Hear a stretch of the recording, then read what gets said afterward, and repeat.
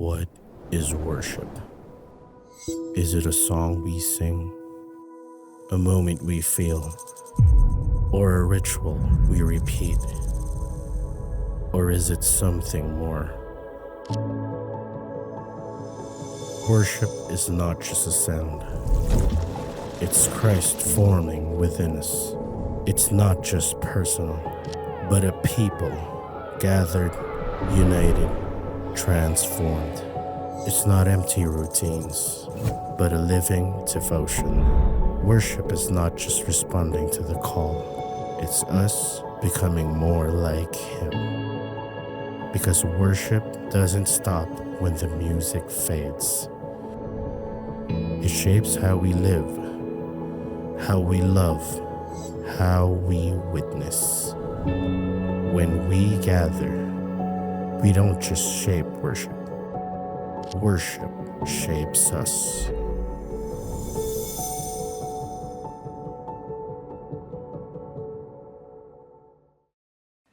Jesus, we thank you because you are the word fulfilled.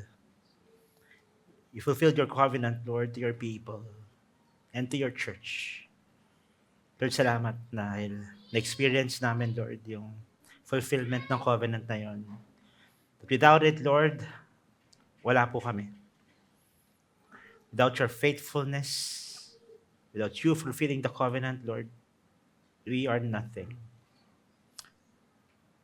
We are thank you. We are beyond grateful, Lord. Even if we sang 1,000 hallelujahs, Lord, it will never be enough. Hindi namin makapantayan, Lord, yung binigay niyo. And we thank you for that. Holy Spirit, we acknowledge your presence today. Lord, touch our hearts. Reveal our sinful natures, Lord. Reveal it, Lord, that in this preaching, Lord, may you guide our hearts.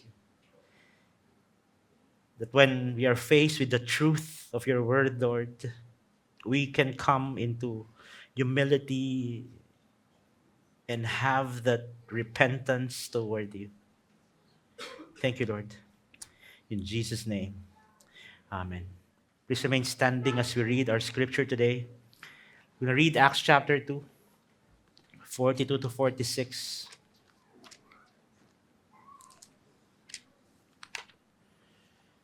Acts chapter 2, 42 to 46. And sabay-sabay po nating basahin. If you could open your Bibles or swipe it with me. Acts chapter 2, 42 to 46. All right, ready? Begin. And they devoted themselves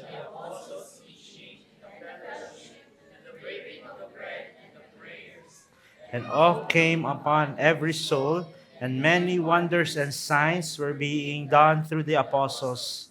And all who believed were together and had all things in common.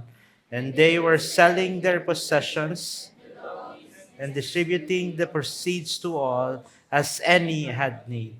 And day by day, attending the temple together and breaking bread in their homes, they received their food with glad and generous hearts. That is the word of the Lord. You can now take your seats. Right. Good afternoon po sa inyong lahat. Pastor Elijah, your pastor here at Victory Carmona, wherein we only do two things, and that is to honor God and make disciples. Before I dive in po sa word natin today, let me just give an update sa ating building project. We have received around 1.5,058,315. Kaya palakpakan po natin si Lord, which we're gonna use to start things off in building po yung phase 1 na gagamitin yung discipleship area natin and yung prayer room. We're gonna build that so that makalipat muna yung Every Nation campus. So we're gonna start with electrical, plumbing, and mechanical plans na isasubmit po natin sa munisipyo for the building permit para masimulan na po natin this year ang building project natin. Right, so we have started it off already. It will just take 20 business days for it to be complete, and then magkasubmit na po tayo ng building permit. Then we're gonna start the construction doon sa kabila. Truly, God is faithful, isn't it? And Itong building project is a revelation of the faithfulness of God in this church. So salamat po sa inyong lahat that continuously giving to our building project. In spite of the high prices in gasoline, nagbago yung mga prices ng mga bilihin, but you still continue to give and being faithful to the Lord that in-entrust po sa iyo. So salamat po. Salamat sa inyong lahat. Alright, we are now in the 4th week of our series, When We Gather. So we'll talk about the sacrament of communion today. But in our life of faith, yung video po kanina na before nag-start yung service, as we start the service, yung worship, we don't just shape worship shapes us. Yun yung dulong part ng video. In sense, yung liturgy natin, yung elements of our worship. Ano po yung liturgy, di ba? Yung pagtapos ng letter F. Okay, letter F, tas letter G yung next. So, yung liturgy natin, yun yung nag-shape. In sense, liturgy, not only we shape liturgy shapes us. And ito yung prayer ko that as we pray that as we gather with other believers, we gather together, we step into that sacred space that has nothing to do with the building, but everything to do with the presence of God. Na hindi siya routine lang na kailangan mong pumasok. Na, checklist, kailangan ako magsimba, kundi bawas ako ng langit points. So hindi siya ganoon. We step into that space knowing that God will meet us. So when we gather together as a spiritual family, God shapes and transforms our lives until Christ is formed in us. So pag tingnan mo po yung series natin, it's actually broken into 3 things. Yung una, yung gathering. So mag-gather tayo, and in that gathering, we have elements, we have formation.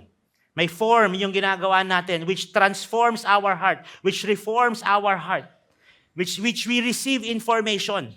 Di ba? And then, may sending na part. So ito po pinag-uusapan, nandito yon sa form. Kaya mape-predict mo actually na communion today, first Sunday, ito na yung sacrificial giving because it gives us form. And that form can shape our hearts. So, kumbaga, hindi tayo, ano bang next na mangyayari? Alam natin, we can prepare our hearts na pag sacrificial giving na we can prepare it ahead kasi nga it forms us. It forms our hearts. Kaya ang tawag natin sa service natin, worship services. Because we do 2 things. We worship and we serve. We worship God and we serve each other. So I hope and pray as we are gathered together, as we now look into the forms, look into our form, and now we will talk about the sacrament of communion, that our gathering and sending, we are shaped by sacred gatherings that come corporately to encounter God, leading to a spirit-filled and strategic sending. The reason why we gather is because kailangan nating ma-send off. Kaya nga yung tawag, di ba? Sa original na tawag ng sacred gathering is misa. Yan. Doon actually galing yung missile na word. Kasi we are gathered to be sent out. Hindi, so parang charging station siya, na parang mag-uusap tayo, we gather together, and then we will be sent off as we are formed in this sacred gathering, we will still be sent off. Kaya, importante yung songs. Yun yung pinag-usapan natin last week. Last week ba yung songs na? And then, 2 weeks ago, it was songs. Very important yung songs because we are shaped as we celebrate and proclaim who God is, what He has done, and what He has promised to do. Kaya very important yung lyrics na kinakanta natin. Sinasala po, thank you Ate Marie for leading our music team. Sinasala natin yung music, yung lyrics na yun. May team ngayon actually sa Victory Worship na magsa-songwrite sila, tapos after nila mag-songwrite, dadaan niya ng theology together para tignan yung kung tama ba yung lyrics, kung tama ba yung artistry, tapos saka palang gagawin. So, there's a lot of eyes that sees kung tama ba talaga yung kinakanta natin. So not only lyrics are important, the way we sing is important, yung tugtugan po natin yung important. Kasi isipin mo, kung ano ba yung last song natin kanina? Beauty for Ashes. So isipin mo, Beauty for Ashes yung lyrics. Kaso rock and roll yung tugtugan. Diba? It doesn't help us to worship. So isipin mo, diba? Isipin, it doesn't make sense. Kapag ganun yung mangyayari sa worship service natin. Kasi mas na, ay, galing ng gitarista. Parang, bro, si Aris, bro, ang galing mo. Parang ganun, di ba? It doesn't make sense to do that. Because our objective is point each and every one of us to God. Sermon last week, and we talked about how we could participate. Yan yung pinakamahirap i-participate yung sermon eh. But lalo na pag 2 p.m. service. Kasi naglalaban talaga yung demonyo at yung anghel dyan. Di ba? Doon talaga naglalaban kung pipikit ka ba o didilat eh. That's where we engage our service, our worship service in sermon. Kaya important. Not only that, if wala pa kayong small group, I encourage you to have one. Kasi nga, doon din na-form through the sermon. Kasi yun din yung pag-uusapan ng small group. Doon ma-form, doon ka makakapagtanong. Doon ka kailangan ko ng clarification dito. Yun yung madidiscuss. So, yun yung mga bagay. As we read the word, doon din tayo makapag-participate in sermon. Kaya dapat importante, alam natin na pagpunta natin dito, it is an altar. We are in an altar. So, hindi siya platform for performance. Hindi tayo nag-o-offer ng entertainment dito. Hindi tayo nag-o-offer ng parang comedy club dito. We don't invite attention. Hindi dapat paglabas natin, uy, feel good ako doon.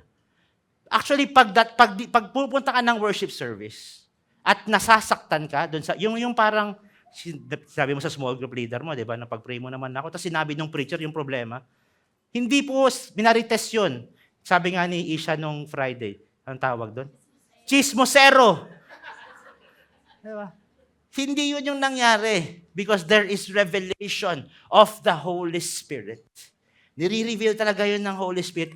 It opens yung sinfulness natin. Makikita natin kung gaano tayo ka-sinful because we are looking on the holy Word of God. Hindi rin siya concert, hindi siya self-centered. So ano siya? Ano pag-altar? It's a place of surrender. It is a place of surrender. And before, ako dito na, humingi naman ako ng tawad kay Lord. Yung sinasabi ko lagi before na, yung problema nyo, iwan nyo sa bahay kapag pupunta kayo narinig nyo na po ba yun? Sana hindi nyo sa akin narinig, no? So sa akin nyo po, patawad po. Kasi dapat hindi nyo iniiwan yung problema nyo sa bahay. Dapat dinadala nyo yan sa church. Kasi pagdala nyo sa church, as you worship God, mas makikita natin yung problema ko at yung Diyos na pinagsisilbihan ko, mas malaki pala yung Diyos dun sa problema ko. And now, as you now do the small group, merong tao makakapag-pray sa inyo. Merong mga tao mag-encourage sa inyo. That's why you don't leave the problems at home. You bring it to church so that we could work it out together. As we gather, magkakaroon ng encouragement sa isa't isa. It also makes us holy because it demands repentance from us.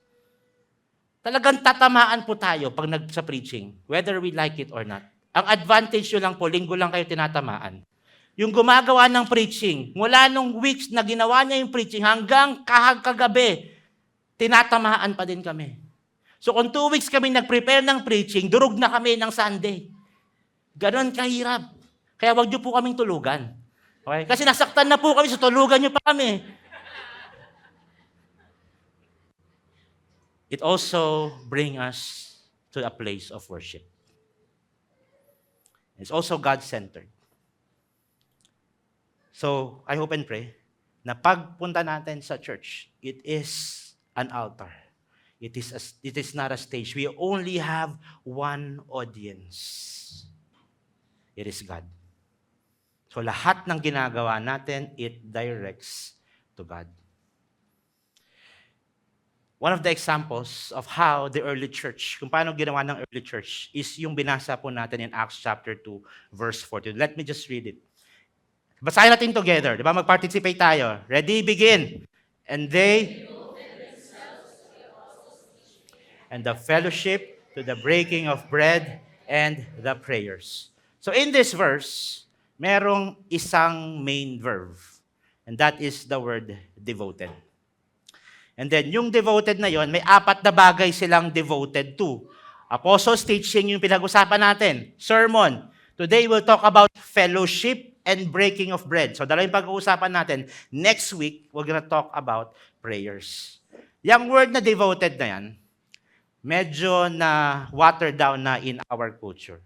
Kasi makikita mo lang yung, in our mind, makikita mo lang yung word na devoted o ma-associate mo lang yung word na devoted kapag kamahal na araw. Yan. Pag nakakita ka na ng mga sinasaktan ng sarili, anong tawag natin sa kanila? Mga deboto. So na-associate natin yung word na devoted sa kanila. However, in the first century Christians, ito yung ibig sabihin ng devoted. To continue doing with intense effort despite difficulty. So when Luke was describing the early church, that they are devoted, they are continuously doing 4 things: listening to the apostles' teaching, fellowship, breaking of bread, and prayers. In spite of persecution, in spite of may mga problema, in spite of nakukulong na sila, they still devoted themselves. So parang, actually, itong devoted na yan, it's a military term. It's on a military context. It is described as a soldier who is stubbornly holding a post, refusing to retreat despite of its chaotic nature, hostile surroundings. So meaning, kahit anong mangyari, tatayo ako dito. Kahit ano pang nangyayari sa paligid ko, mag-fellowship kami, mag-communion kami, mag-pray kami, makikinig kami ng apostles' teaching. Kahit anong mangyari sa paligid ko. Ganon yung ibig sabihin ng devoted. And then the word they there, it does not say the apostles. The word they there refers to Acts 2:41. 3,000 people were saved. So from 12 disciples, 120 people now came to know Christ. And then 3,000 people after the preaching of Peter, after the infilling of the Holy Spirit, after nag-speak in tongues, after, di ba, grabe yung nangyari sa kanila, nung nag-die down na lahat. Ito yung mga ginawa ng apostles. Ito yung ginawa ng 3,000. They devoted themselves. So meaning, the Holy Spirit did not create a passive audience. The Holy Spirit birthed an active spiritual family. Nakipag-engage sila sa isa't isa. Nag-listen sila ng sermon. They break the bread together. Then they prayed together. In spite of. Kaya yung church talagang nag-progress hanggang ngayon, because there are people who, in spite of them being killed, who in spite of them being imprisoned, because they devoted themselves, they preached the word of God. That's why the church nag-flow until today. Because we need to understand this. If we want true revival, each and every one of us needs to have an appetite for the Word of God and an appetite for fellowship, breaking and bread, and prayer. Kung gusto natin mabago yung nation natin, hindi yan magsisimula sa mga politiko. Magsisimula yan sa atin as the church. We need to act. We need to devote ourselves in spite of kung ano man nangyayari. And that word fellowship, na nandyan, and yung teaching and the fellowship, in the Greek, that is the word koinonia. In modern day context, pag sinabi nating fellowship, anong pumapasok sa unang isipan nyo? Sabay-sabay. 1, 2, 3. Kainan. Tama? Yan. Pero kasama yan sa pag-uusapan natin. Yan, fellowship at saka breaking of bread. Yan. Coffee, kainan, usap, di ba? Yan yung fellowship. But that word koinonia has a deep meaning. Actually, Luke can use a different Greek word. But he chose to use the word koinonia here. May ibang word na pwedeng mag-translate din into fellowship. Because koinonia is so significant to them before. Now the question is how it will be significant to us today. Because koinonia talks about fellowship. It talks about sharing. It talks about partnership. So may business, parang may business side yung koinonia. Kaya nag-progress yung church. It's because that is the hallmark of the early church in Acts chapter 2. They valued koinonia. Na in spite of nagkakaroon ng problema, in spite of na may na-offend, in spite of merong nasasaktan, they still value each other. Hindi yung time na, ay, nasaktan ako, lilipat na ako ng church, ayoko na sa Victory Carmona. Sa JIL na lang, magkita naman tayo sa parking, di ba? But in spite of that, they still valued each other. Koinonia. So it is not just hanging out. It's not about living lives. It is about living lives together. Growing in our faith together. Serving in our community together. Participating in what God is doing. So it speaks of a deep, intimate unity and partnership grounded in shared beliefs. Kaya importante yung apostles' teaching. Purpose and life with God and with one another. Victory Carmona, there is a deeper calling in us. There is a deeper calling in us. As our nation suffers, we need to be part of the solution. We need to have that unwavering dedication, that koinonia to Christ in spite of blank. Lahat ng excuse natin, ilagay na natin dun sa blank, but we need to be part of the solution. We need to have that dedication to Christ. The kind of fellowship where it transcends hardship. The kind of fellowship that transcends hurt. A kind of fellowship that radiates hope. A fellowship that moves. A fellowship that acts. A fellowship that uplifts each other. A community not only partners in project, but also in purpose. So it's not just in work, but in friendship. So if you're a person that is looking for, dito na ba ako? Hindi pa ako dito? Journey with us. Journey with us. Be part of the small group. We stay connected. Koinonia. It's a participation in what God is doing. Because as a fellowship, tingnan mo yung katabi mo. Yan, sige, tingnan mo. We are united with Christ. Whether we like it or not, if saved tayo lahat na nandito, we are united with Christ and with each other. So yung partnership ng Acts chapter 2, it wasn't just about giving. It was about sharing in the mission. It was about sharing in the suffering. When one suffer, we all suffer. When one rejoice, we all rejoice. So regardless of circumstances, through koinonia, we can overcome worldly desires and worry. Koinonia is a visible, tangible manifestation of the Holy Spirit's unifying work. Dahil nga may unifying work sa lahat tayo, it brings each and every one of us into a single, cohesive family that shares lives, that shares homes, that shares resources, and shares spiritual devotion. Now the question is, gaano kadalas natin gagawin? Gaano kadalas? The answer is found in verse 46. Sabi, and yan, victory po tayo, lilinawin ko lang. Okay? And day by day, attending the temple, together and breaking in their homes and receive their food with glad and generous hearts. So now, after Acts 2:42, Luke is now giving. Ito yung standard ng church. Day by day, attending the temple together, breaking bread in their homes, and they received food with glad and generous hearts. So hindi lang siya corporate ritual. They met every day in temple courts, broke bread in their homes, ate together. It was a beautiful daily synchronized orchestra of unity. Na parang isa lang yung nagkukumpas.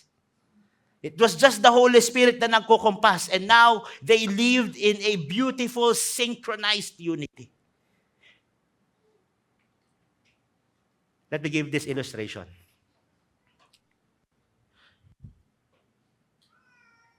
What if pumasok ka sa isang kainan? Yan. Tapos nakita mo may buffet. Yan. Nakita mo may buffet. Tapos pagpasok mo ng kainan, nakita mo yung mga tao sa harap, grabe kumain. Talagang good for 3 days yung kain. Yung ganon. Nasa unang pila, good for 3 days ang kain. Talagang grabe. Sabi, uy, grabe, masaya dito, maraming kainan. Kaso, pagpunta mo ngayon dun sa dulo ng pila, mauubos na yung pagkain, tapos, dun sa dulo ng pila, marami pa ring gutom. Anong mararamdaman natin? Disheartened, tama? Tama, disheartened. What if mangyari yun sa church? Then mas mahirap. Sa church pa talaga mangyayari. And this is the beauty yung pag-uusapan natin. Isipin nyo, there's a church that veered away so far from Acts chapter 2, verse 40 to 46. Yung description ng early church They so veered away from that standard. They were selfish. The place was not of gladness and sincerity. Then they had become centers of division. Yung church na yon, may potluck. Nag-uunahan sa pila. Inuubos agad yung pagkain. May take-home na hindi pa nagsisimula yung kainan. Ganon yung church na yon. Hindi yun Victory Carmona. Ibang church yun. So, parang may marami ng busog, tapos marami ring gutom. The fellowship that was in Acts 2:42, that koinonia, they turned it in a tool of division. So ginamit nila yung koinonia as a tool to divide the church. Now the question is, how do we fix a church, a community that has drifted so far away from its original standard? I like how the scripture says it actually. Because Paul, yung pag-aaral natin, si Paul lang nagsulat, did not use words so that they can be reformed. Pwede naman kasing sabihin ni Paul doon, kayong mga nasa unahan ng pila, isang plato lang Pagkapansit, isang para makakain lahat. Pwede yung gawin ni Paul. Yung siomay, ano lang yan, konti lang yan. Hatiin natin sa 4 na piraso para makakain. Pwede naman gawin ni Paul yun They could be reformed doing that, pero hindi dun after si Paul. Paul was after the transformation of the heart. Hindi siya gumamit ng band-aid solution. Paul used the gospel so that they can be transformed. So yung pag-usapan po natin, it will point us to that foundational truth that changes everything about how we see God and how we see each other. We are shaped by participating in the body of Christ. So ito pong preaching na to, it's out of my comfort zone. Hindi ako sanay na nag-move from one verse to another.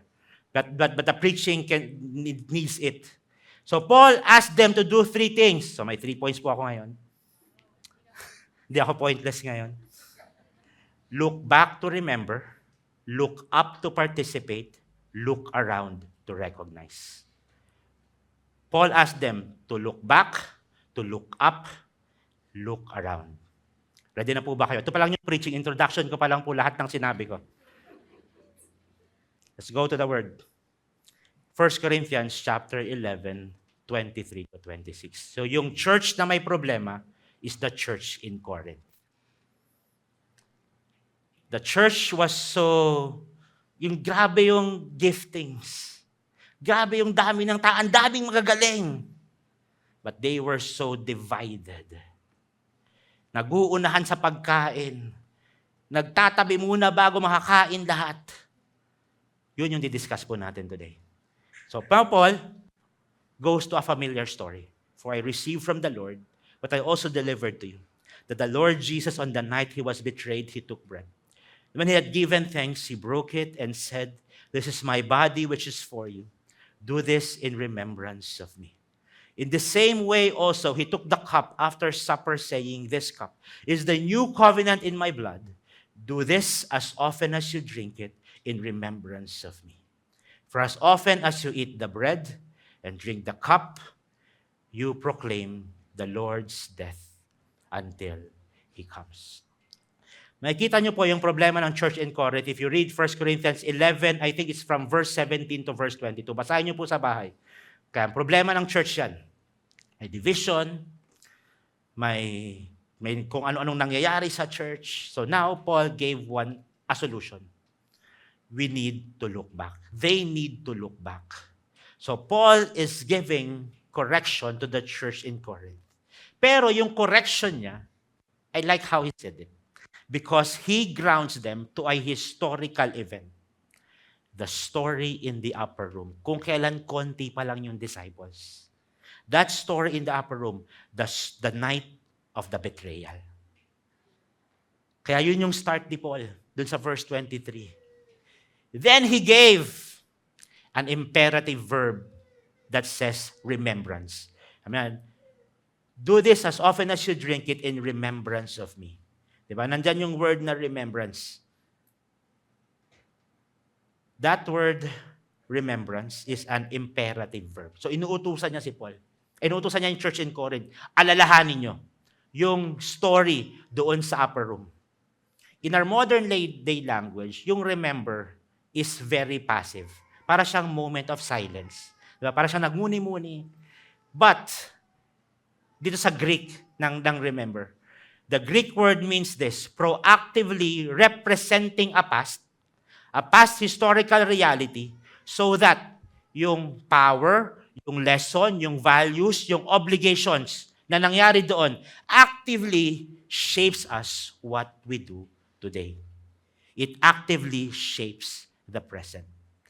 Let me give an example. How many of us nagkaroon ng reunion, tapos pinag-usapan nyo yung magulang nyo, kayo magkakapatid, pinag-usapan nyo, grabe si nanay dati, ganito kami disiplinahin, ganito kami paluin, diba? Ganito yung mga parusa, pinapalood kami sa munggo, sa asin, kaya hindi kami mahihinang klaseng tao, kaya ganito kami today. How many of us may ganong conversation? You're now remembering the past, kaya pagdating mo sa future, pagdating mo sa present, alam mo na ganito ko na-build because of that. Ganun sabi ni Paul. Alalahanin nyo yung upper room scenario, that upper room scene, na dapat pag naalala nyo, now alam ko kung ano yung kailangan kong itama sa akin. Do this in remembrance of me. It is a holy, active family gathering. And actually, Paul was directly confronting them. It's a head-on collision. Talagang pinaghalitan sila ni Apostle Paul dito. Iniisip ko nga buti na lang sulat to. Kasi kung face-to-face to, baka pinagbabato na sila ni Apostle Paul Sa galit niya, sa dami-dami na pwede mong kantiin, yung Lord's Supper pa talaga. Diba? Sa dami-dami na pwede mong, kumbaga in a sense, ibahin o pastusin yung Lord's Supper pa. Kaya galit na galit si Apostle Paul sa Corinth In Acts 2:46, remember the early church in Acts 2:46, they received their food. Ang nangyari sa Corinth, nagunahan silang kumain. Eto, they received their food with glad and generous hearts because they understood this. There is that reality of Jesus' sacrifice. The sacrifice of Jesus is always fresh in their mind. Ano ba yung sacrifice ni Jesus? It is meant to serve. Yun yung ibig sabihin. It is meant na siya yung mag-serve. So yung church in Corinth, hindi. Selfish yung approach nila sa communion. Na hindi, mauna kami dito. Paul exposed the chaos in Corinthians. The very meal that they were eating. Yung potluck that is meant to be sacred, binabastos nila. The true meaning and history of the gospel are directly undermined. It is directly disrespected when a communion when a potluck is intended to honor the ultimate self-sacrifice of Jesus. They turned it into an exclusive, self-centered event. Kaya nga may koinonia dun sa Acts 2:42, they were gathering together para makapag-fellowship so they could serve one another. And the Corinthian church was so far away from the truth, so veered off, that instead of acting selflessly, they acted selfishly. First part, look back. A remembrance of Christ's body and blood. So when we do communion, when we gather together, pag nagkakainan po tayo, salamat po sa mga nagdala nung anniversary natin, bumaha po ng pagkain. Pinakain po natin yung buong pure gold. To the moment of, may nasakyan po akong nag-aangkas, yung guard pala dun sa kabila, rest day niya. Sabi niya, ba't daw siya nag-rest day? Dito rin siya nakakain. Sabi ko, nag-rest. Di po namin kasalanan ng rest day niyo, di ba? Parang gano'n. Pero sinabi sa kanya nung guard dun sa ng SSS na, uy, may kainan dito kahapon, buti wala ka, gano'n. Pero salamat po sa inyong lahat that na nagdala ng food. Because I know, yung heart nyo talaga is to serve selflessly. So salamat po. Look back, a remembrance of Christ's body and blood. Second anchor, in verse 16. The cup of blessing that we bless, is it not a participation in the blood of Christ? The bread that we break, is it not a participation in the body of Christ? Si Paul po mahilig sa mga ganyan. Yan, yung tanong niya, pero alam niya naman yung sagot. Yan. So no po ang sagot dyan. Mahilig si Paul dyan. Mababasa nyo yan sa Corinthians 12, mababasa nyo yan sa Romans. Ganyan talaga si Paul. Very rhetoric yung kanyang approach. Now, Paul shifts his focus from what Christ historically did to what we do relationally now. Sabi niya, may participation kayo, di ba? Doon sa pagkamatay ni Christ. And Paul was yung straightforward siya sa ganito. You remember in Galatians chapter 2, verse 20, I have been crucified with Christ. Tama naman na na-crucify si Christ para sa atin. For us, tama naman yon. Pero tama din that Christ has been crucified. I have been crucified with Christ. Kasi nga yung old self natin, dapat namatay na yon. Yun yung sinasabi ni Paul dito. Kayong mga nag-uunahan sa pagkain, alam nyo dapat na namatay na yung old self nyo. Dapat yung selfishness natin wala na kasi namatay na yung old self natin. But the Corinthians viewed the church meals as pagan feasts, as informal, private, social gatherings. Kaya dala-dala ni Paul dito yung word na participation. That word participation is the same Greek word, koinonia. So dinala ni Paul yung koinonia doon na pinag-uusapan doon sa Acts, dinala niya ngayon sa Corinthians. Paul challenges the self-centered mindset, emphasizing through koinonia that communion is not a passive, personal ritual. It represents a shared, unifying alignment with Christ's sacrificial death. By drinking of the cup, we enter into that legal and spiritual partnership with the Savior. Nag-participate tayo dun sa pagkamatay niya. Nag-participate tayo dun sa dugo na shined niya. Dahil nga nag-participate na tayo, we share the same risk. We share the same asset. We share the same liabilities as Christ Himself. Kaya mabigat yung dala-dala ni Paul na bala koinonia na yung ginamit niya. Imagine, early church in Acts chapter 2. The reason why ganun sila, they devoted themselves. Tapos nagbigayan talaga sila. They were very selfless. Isipin mo, pag binasa mo yung verse na binasa natin, binenta nila yung mga ari-ariya nila para walang mahirap sa kanila. Because they understood this. Their vertical relationship with Christ is so intense that it consumed their selfish human patterns. Ganon yung heart nila. Tama kasi yung relationship nila kay Christ. They didn't view their homes or their food as their own anymore. they were partners in advancing the kingdom of God. True koinonia, it demands total exclusivity with Christ. Hindi pwedeng nagko-communion tayo sa pag-Sunday. We drink of the Lord's Cup on a Sunday. And then, ang kasama naman natin from Mondays to Saturday, mga demonyo. Hindi pwede yun. It's an exclusive relationship with Christ. Our participation demands absolute, uncompromised allegiance with Jesus. So if our vertical relationship with Jesus is real, tignan mo yung mga katabi mo ngayon. Kung tama yung vertical relationship mo, sige, tignan mo, titigan mo. Yung horizontal relationship natin, dapat tama din. Or kung mali, dapat matatama na siya. We cannot lock hands with Jesus at the altar, then gossip Mondays to Saturdays. Then may strife, may selfish desires tayo. Yung tipong, magjo-join niya ako ng small group kasi may negosyo kong kailangan.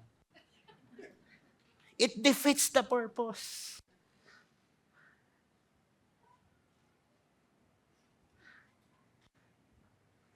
Our vertical relationship must overflow into our horizontal relationship.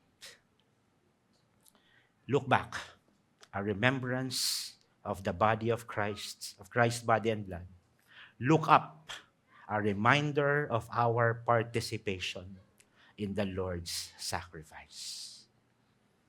We participate in the Lord's Supper by looking up that our old self has died. Binayaran na ni Lord yung kasalanan natin, yung mga gagawin natin at yung future. So we need just to act like one. Yung greed dito ng Corinthians, greed 10 eh. Sagad yung greed eh. And now Paul was challenging them. Yung greed na meron tayo, the reason why we can let it go is because of the gospel, the selflessness of Jesus Christ. Look back and look up. Look up, young man, look up yan. Nadadaanan kasi namin ni Leo noon pag bumibili kami ng transistor sa Digo, doon sa Avenida. Sa Piatti University. Pag galing kami ng TUP, mag-jeep kami. Look up. Go to the next one, verse 17. Because there is how many? We who are, for we all partake of the. Now, Paul gave emphasis. Yung kasama mo sa, yung mga busog na busog doon sa unang buffet, at yung gutom na gutom doon, Paul was saying, you are one. Magkakapatid kayo dito. Huwag kayong mag-ubusan ng pagkain. Kaya may solution si Paul later eh. Kasi nga ganun yung attitude nila. Now, Paul was reminding them, you are one already. Kahit marami kayo, you are one body kasi nga we all partake of the one bread. The cross-reference of that is 1 Corinthians 11:27. Let me read it.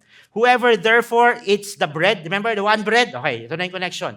Therefore eats the bread and drinks the cup of the Lord in an unworthy manner will be guilty concerning the body and the blood of the Lord.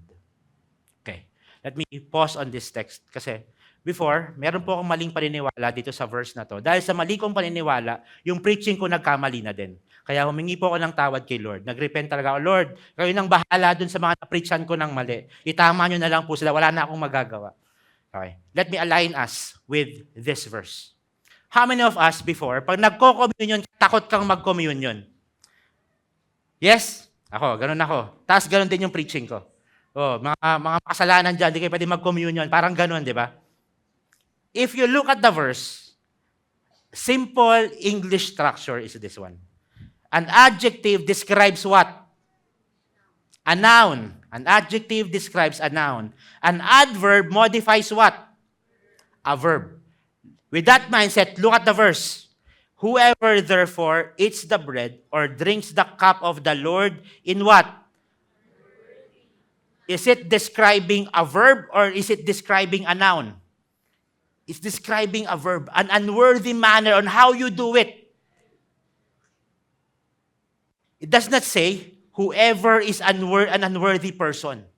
The manner is unworthy. So meaning, nung naintindihan ko, it liberated me. Nagkabi, Lord. Salamat at naintindihan ko, pero sana Lord noon pa. Marami sana ako marami akong naligaw, parang ganoon pa.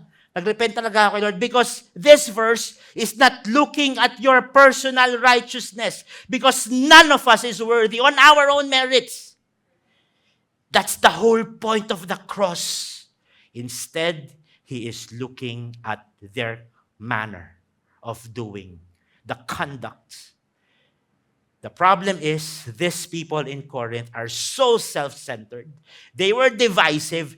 People who are conducting the Lord's Supper is completely inappropriate. Ganun yung nangyayari.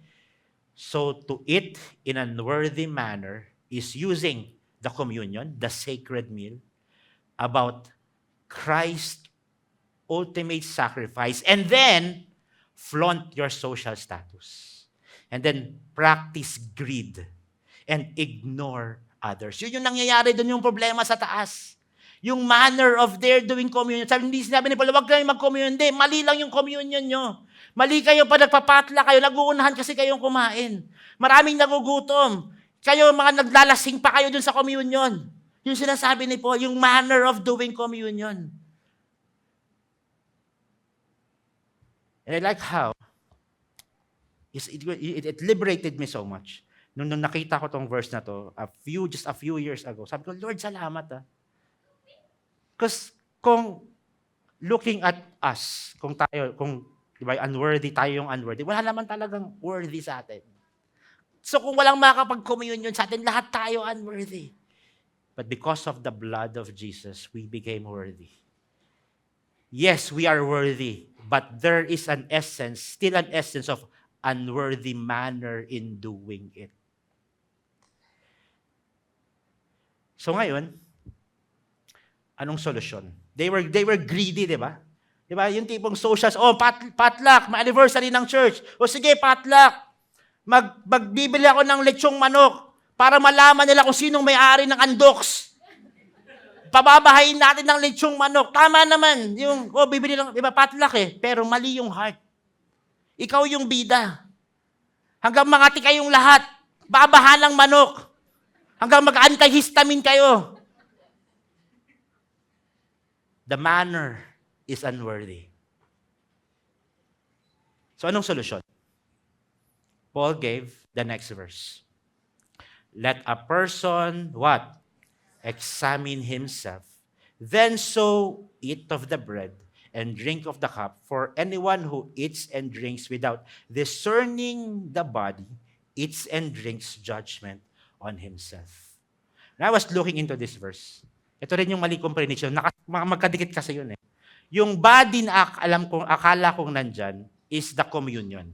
Akala ko yung body ni Christ. Na hindi ko dinidiscern yung body ni Christ. But let's look at the verse again. Without discerning the body, eats and drinks the judgment on himself. Remember, in this part, bread na. Diba? Bread, doon na hinahintulad ni Lord, yung katawan niya bread. So ano yung body? It doesn't talk about the bread. It talks about the spiritual family. So without discerning the spiritual family.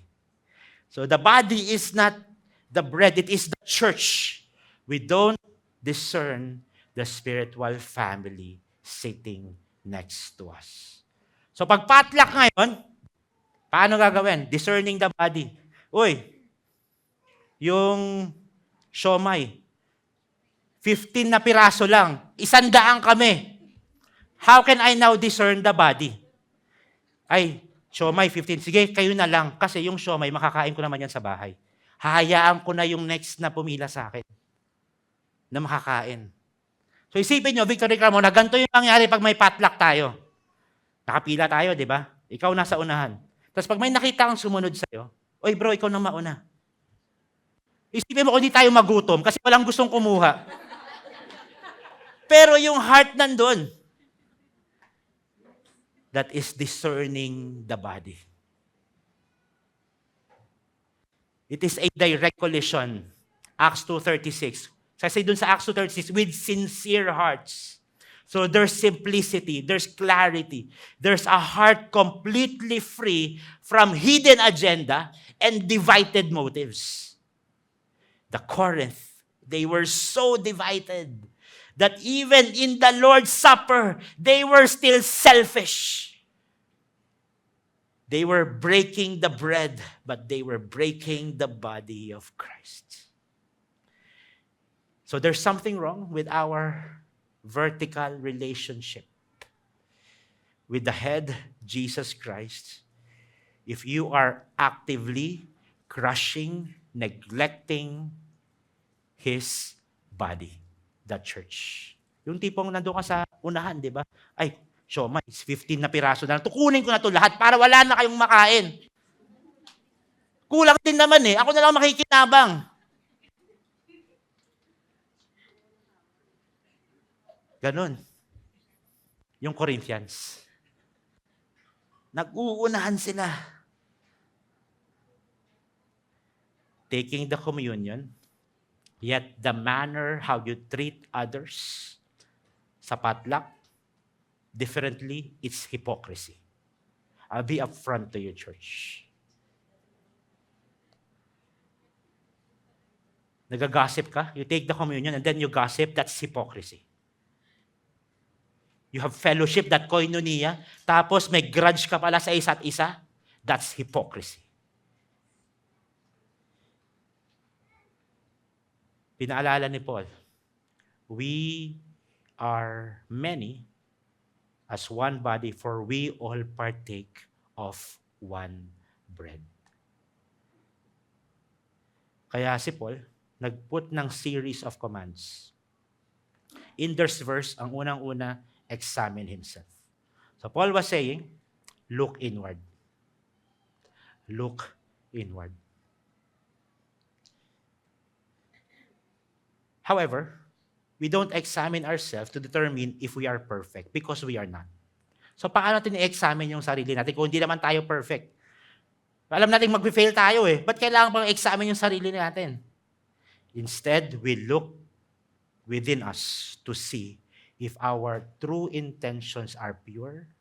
Is it sincere? Is it free from pride? Is it free from greed? Do I have resent towards someone from the church, from the spiritual family? Then, I make sure na yung resent na yun ma-build in ulit. Na maging okay, magkaroon ng repentance, magkaroon ng forgiveness. Bro, nasaktan mo ko eh. Lalapit ako sa'yo. Bro, nasaktan mo ko, pasensya. Ito yung ginawa mo sa akin eh. We need to examine ourselves. Ano pa? Verses 33 to 34. So then, my brothers, when you come together to eat, ano sabi? Wait for one another. Kaya isipin mo, ano kayong Victory Carmona, ganon. Uy, di pa tayo sisimula. Na doon pa, may kumakanta pa. Isipin mo kung gaano tayo magiging ka-vibrant na church if ganon. Yung nakikita ng tao sa atin, wait for one another. When I was making this preaching, there is one part when I was young, na nakita ko. Yung school namin may recognition sa mga may awards. So, tas buffet yung Nung nakita ko to, talagang sabi ko, I want to be that. Here's what happened. Yung administrator ng church namin, who is also the pastor of a church. At diba? Buffet. So, tinignan niya muna. I was so observant. Kasi grabe tong tao na to. I was so observant. Makikita mo yung presence niya talaga na nandun eh. Yung ganun siya yung ganung tao. So, nakita ko na, pinapapila niya yung mga tao. He could have said, dun sa isang mga ushers or meron ng pagkain, he could have done it, but he did not. So, nung patapos na yung pila, pumila siya ngayon. Pagpila niya ngayon, nung may lumapit sa likod niya, ang ginawa niya ganito, mauna ka na. Hanggang nakakain na lahat, nakapila pa rin siya. When I saw it, sabi ko, bago sinulat ni Simon Sinek yung Leaders Eat Last, nakita ko sa kanya. Kaya nung inaaral ko to, sabi ko, biblical pala yung ginawa niya. Sabi doon, we wait for one another. Sabi doon, if you are hungry, let him eat at home. Kasi doon sa church in Corinth, may mga gantong ginagawa.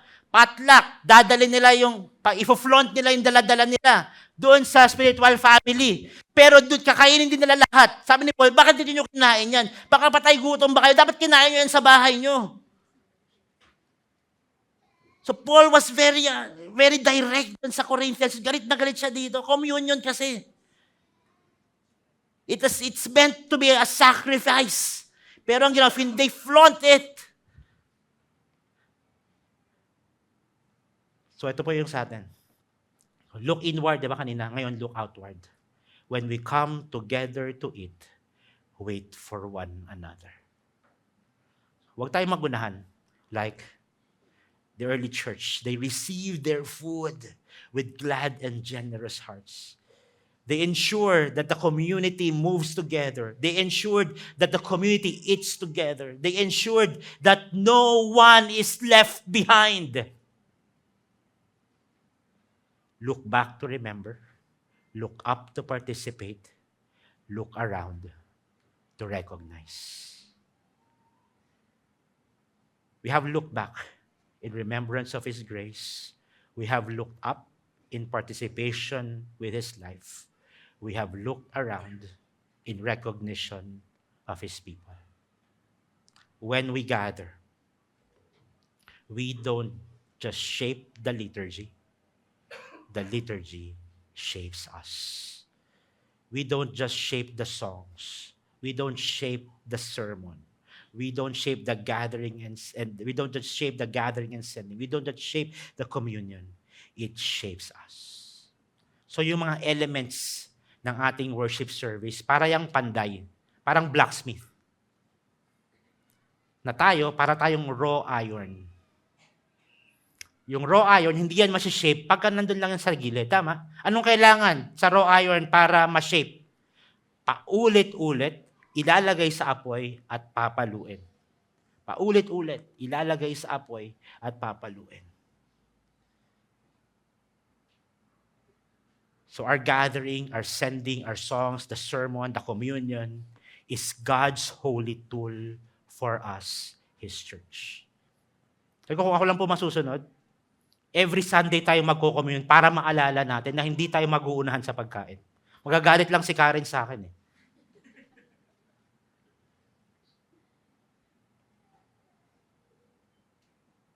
Each time we come together, we are placed into the fire. A fire of His presence and confronted with the reality of His broken body. Through this now, we participate in the body of Christ. Dahil nagpa-participate tayo, we are now being refined. We are now being united. We are fundamentally shaped as people of God until Christ is formed in us. We cannot live a Christian life as isolated grains. We are to be baked into one loaf. So I hope and pray. Let's live here determined not to live as individuals seeking our own comfort, being selfish. Instead, let's live out being selfless. So yung mga nakakita sa atin, alam nila that we are part of that church. That our life is so vibrant with the Holy Spirit na nag-overflow ngayon yung pagmamahal ni Lord sa atin. Let's be a Christian that is joyful, have that sincere fellowship, that mark of a Christian, just like in Acts chapter 2.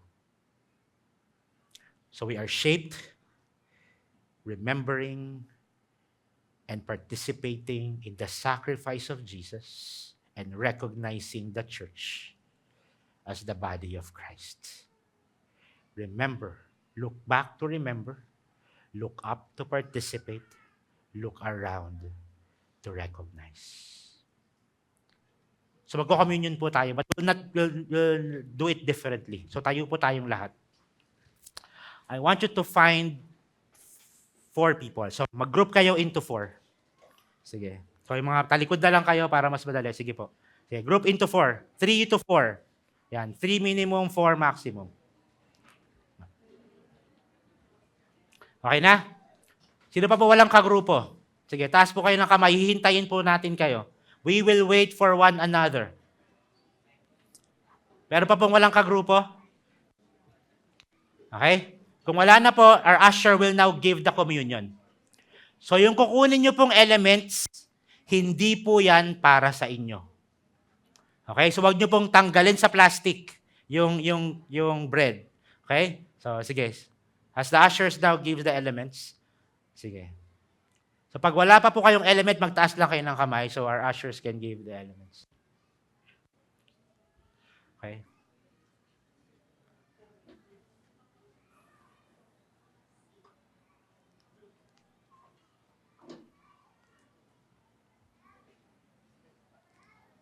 Okay, we're gonna take time in doing the communion today.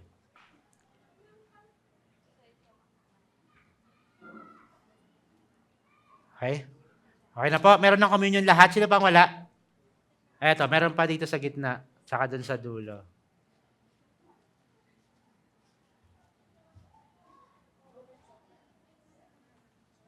Yung wala pa po, taas lang kayo ng kamay para makita po kayo ng ushers natin.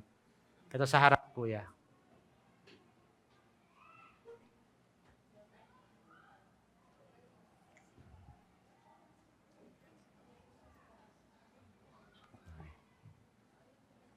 Meron pa pong wala?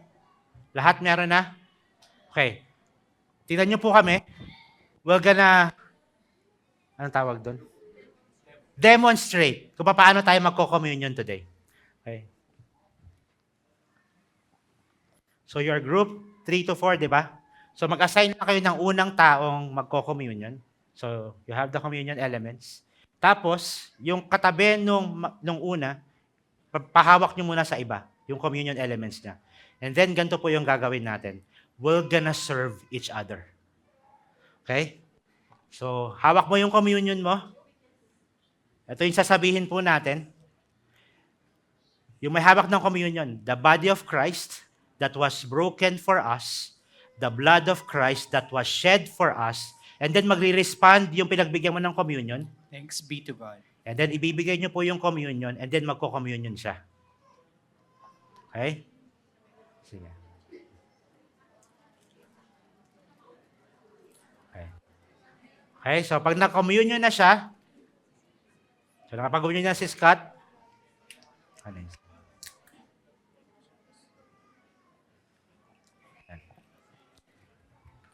So gagawin niya naman dun sa next. The body of Christ that was broken for us, the blood of Christ that was shed for us. Thanks be to God.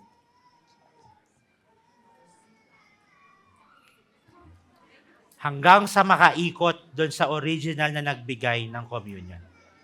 Ayan. Sige po. Ayan, saglit lang. Babasahin ko pa yung verse at magpipray pa tayo. Okay, saglit lang po. Ayan. Saka magko-communion po muna.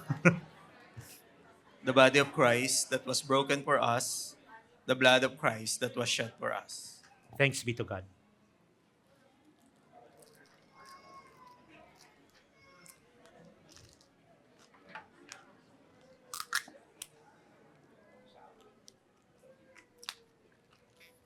There po ba?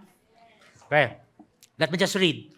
1 Corinthians chapter 11, 23 to 26. For I received from the Lord what I also delivered to you, that the Lord Jesus, on the night he was betrayed, he took the bread.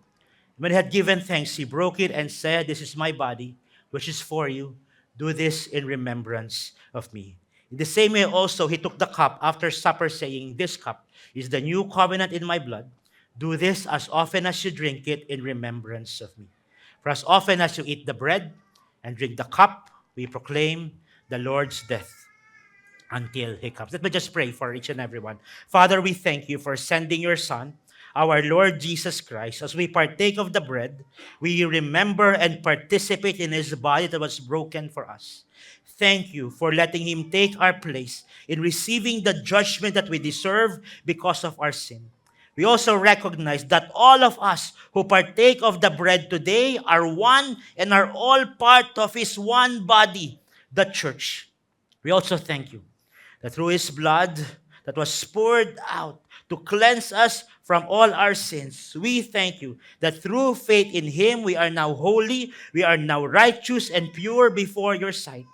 We thank you that through him, all of our sins are forgiven. We could stand before your presence without any guilt, without any condemnation, without any shame. We thank you that through his blood, we are now part of this new covenant relationship with you. We can now call you our Father, for you have received us as your beloved children. We thank you that we are now part of this new covenant family, the church. May we live our lives in love and unity with one another, even as we are in love and are in unity with you. Let's now partake of the communion.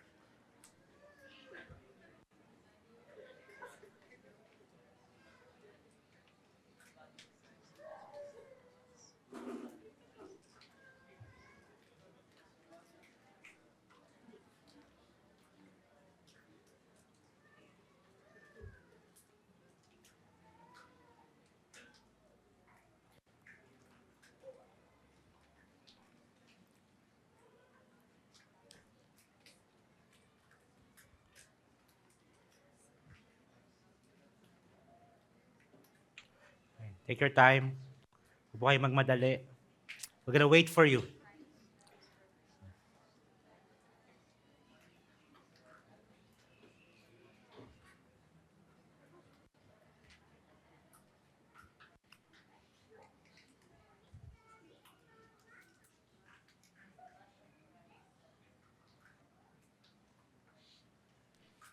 Okay, if tapos na po kayo, you can face in front.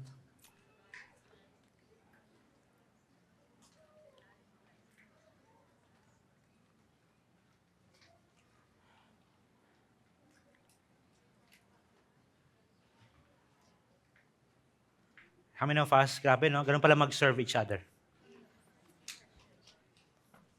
That's how communion needs to be done. Sharing one another, sharing the sacrifice, participating. Look back, look up, look around. We're going to respond in worship. Let's sing this song, and as we sing this song, namnamin natin yung lyrics, namnamin natin yung tugtugan. Tingnan natin kung, let's see how now we respond sa worship na to.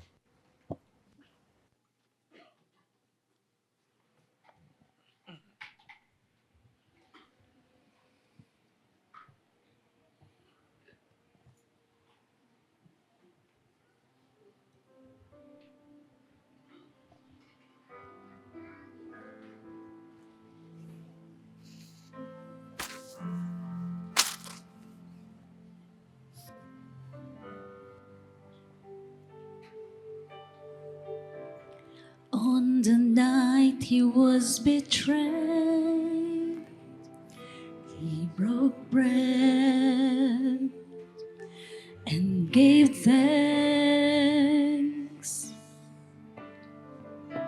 The cup of covenant he gave. In his name we partake. This is his body. This is his blood. This is his life poured out for us. Here at the table, gathered in love, until he comes, we remember.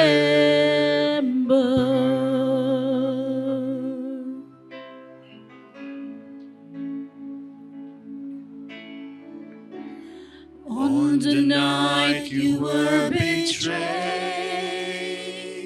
you broke bread and gave thanks. The cup of covenant you gave. In your name we proclaim. This is your body. This is your blood. This is your life poured out for us. Here at your table, gathered in love, until you come, we remember.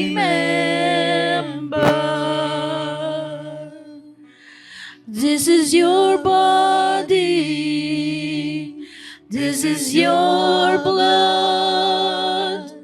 This is your life poured out for us. Here at your table, gathered in love, until you come, we remember.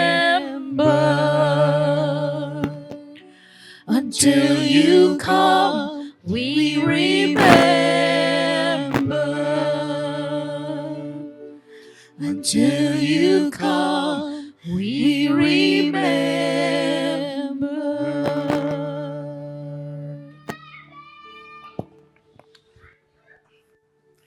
Lord, we thank you for giving us the sacrament of communion, for us to look back, for us to look up, for us to look toward each other, Lord. Salamat. You have made this beautiful sacrament of the communion. Lord, we pray for Victory Carmona. We pray that there will be no division among us. We pray for unity. Lord, we pray that you arrest the schemes of the enemy, gossiping, strife, anger to each other. Give us the grace, Lord, that we could navigate it together so that the people outside would know that we are worshiping the true living God. Lord, salamat. Salamat, Lord. As I send these people off, I send them with blessing and provision. May the Lord bless you and keep you. May the Lord make his face to shine upon you and be gracious to you.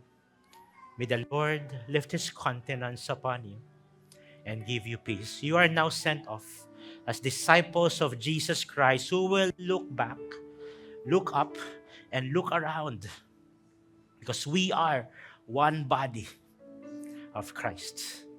You are now sent. In Jesus' name we pray. Amen. Thank you, everyone. If you need prayers, lapit po kayo sa harap. Our prayer team is here to pray with you. On the night he was betrayed, he broke bread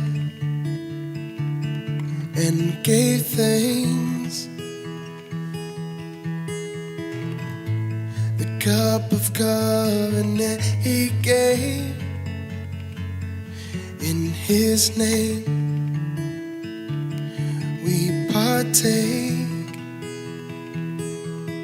This is his body. This is his blood. This is his life poured out for us. Here at the table, gathered in love, until he comes, we remember.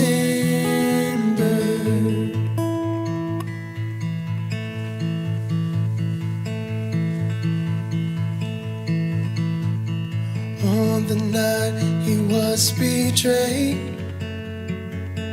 he broke bread and gave thanks. The cup of covenant he gave in his name. We partake. This is his body, this is his blood, this is his life poured out for us. Here at the table, gathered in love, until he comes, we remember. The cup of covenant he gave in his name. We partake. This is his body, this is his blood, this is his life poured out for us. Here at the table, gathered in love, until he comes, we remember.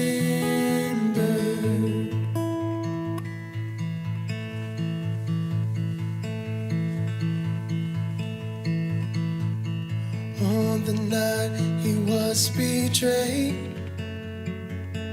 he broke bread and gave thanks. The cup of covenant he gave in his name. We partake.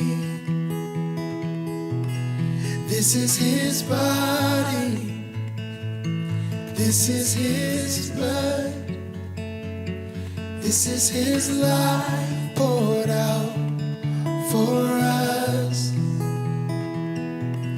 Here at the table, gathered in love, until he comes, we remember.